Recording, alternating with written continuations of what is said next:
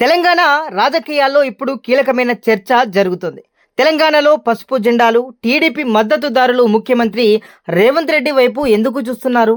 మొన్నటి అసెంబ్లీ ఎన్నికల నుంచి జూబ్లీహిల్స్ ఉప ఎన్నిక వరకు కూడా టీడీపీ ఓటు బ్యాంకు సాలిడ్గా కాంగ్రెస్ పక్షాన ఇలా నిలబడింది. ఈ సాఫ్ట్ కార్నర్ వెనుక ఉన్న కీలకమైన కారణాలేంటో ఇప్పుడు తెలుసుకునే ప్రయత్నం చేద్దాం.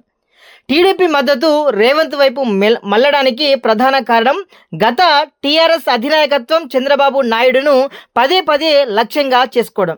అయితే టీడీపీ క్యాడర్ ఇప్పటికీ జీర్ణించుకోలేని అంశం ఏంటంటే నాయుడును వ్యక్తిగతంగా కించపరచడం. తెలంగాణలో ఉన్న టీడీపీ క్యాడర్ను బాధించిన కొన్ని అంశాల గురించి తెలుసుకుందామా? చంద్రబాబు నాయుడును వ్యక్తిగతంగా టార్గెట్ చేయడం ఒకటి. రెండవది ఏంటిదంటే చంద్రబాబు అరెస్టు సమయంలో తెలంగాణలో నిరసనలు చేస్తుంటే బీఆర్ఎస్ నేతలు వాటిని హేళన చేస్తూ మాట్లాడడం. అంటే ముఖ్యంగా ఉదాహరణ చూద్దాం, ధర్నాలు మీ రాష్ట్రంలో చేసుకొని వంటి వ్యాఖ్యలు చేసినటువంటి పరిస్థితి. ఇక ముచ్చటగా మూడో విషయానికి వద్దాం. గతంలో చంద్రబాబు నాయుడుతో రాజకీయ సంబంధాలు ఉన్నప్పటికీ అరెస్టును కనీసం ఖండించకపోవడం. ఇక నాలుగవది, రాష్ట్ర విభజన తర్వాత టీడీపీ ఎమ్మెల్యేలను టీఆర్ఎస్లో అంటే బీఆర్ఎస్లో కలుపుకోవడం వంటివి కొన్ని జరిగినాయి. ఈ సంఘటనని ఈ ఆగ్రహం మొత్తాన్ని రేవంత్ రెడ్డి వైపు మళ్లించింది ఆయన రాజకీయ నేపథ్యం మరియు ప్రస్తుత వైఖరి అని కూడా చెప్పుకోవచ్చు. రేవంత్ రెడ్డిని టీడీపీ క్యాడర్ ఓన్ చేసుకోవడానికి కూడా ప్రధాన కారణాలు ఉన్నాయండి. వాటిని కూడా తెలుసుకుందాం.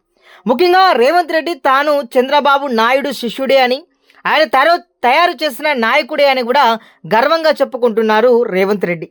ఆయన రాజకీయంగా ఎదిగింది టీడీపీ నుంచి అని కూడా పట్టబగలే అది మైకుల ముందే చెప్పిన పరిస్థితి. కాంగ్రెస్ ముఖ్యమంత్రిగా ఉన్నప్పటికీ రేవంత్ రెడ్డి ఎప్పుడూ చంద్రబాబు నాయుడును అవమానించే ప్రయత్నం చేయలేదు. చంద్రబాబు అరెస్టు జరిగిన సమయంలో రేవంత్ రెడ్డి దానిని గట్టిగా ఖండించి టీడీపీ కార్యకర్తలకు కూడా ఆయన అండగా నిలబడినటువంటి పరిస్థితి. ఇక బీఆర్ఎస్ అరాచకాలను ప్రశ్నించేటప్పుడు రేవంత్ రెడ్డి మాట్లాడిన విధానం ఒక విధేయుడైన టీడీపీ కార్యకర్త స్వరాన్ని ప్రతిబింబించిందని కూడా చెప్పుకోవచ్చు. రైట్, మొత్తానికి ఏం జరిగింది? బీఆర్ఎస్ ప్రభుత్వం టీడీపీని అవమానపరిచినందున ఆ విధం కారణంగా ఏర్పడిన ఆగ్రహమే ఆ పసుపు జెండాలను కాంగ్రెస్ నాయకుడైన రేవంత్ రెడ్డి వెనుక నిలబెట్టింది. అవునా కాదా? ఇక జూబ్లీహిల్స్ ఉప ఎన్నిక ఫలితం కూడా ఈ విశ్లేషణనే ధృవీకరిస్తుంది. అందుకే తెలంగాణ రాజకీయాల్లో రేవంత్ రెడ్డిని ఇంకా మావాడే అని భావించే టీడీపీ వర్గం ఆయనకు స్థిరమైన మద్దతును అందిస్తుంది.